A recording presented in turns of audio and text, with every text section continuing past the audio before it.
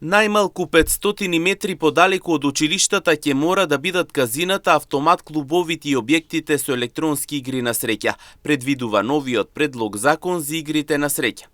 Владата најавува засилена борба против агресивното рекламирање и нелегалното коцкање. Се забрануваат реклами што игрите на среќа ги представуваат како пат до брзи пари, успехи и подобар живот. Паралелно институциите веќе затвориле 358 нелегални онлайн платформи што работеле без лиценца во државата. Од владата вела целта е поголема заштита на младите, учениците и семејствата. Во обложувалниците кои се наоѓаат во радиус до 500 метри од училиштата нема да биде дозволено поставување на електронски видео лотариски терминали и друга опрема за електронски игри на среќа.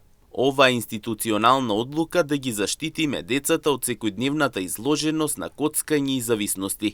Паралелно институциите веќе преземаат конкретни мерки против нелегалното онлайн коцкање.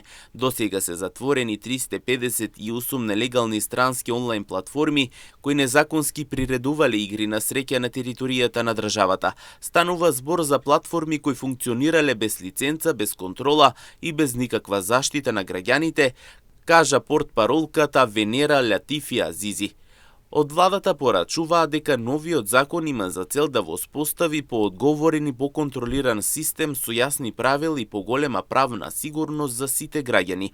Се нагласува дека фокусот останува на заштитата на младите и семејствата од негативните последици на коцкањето.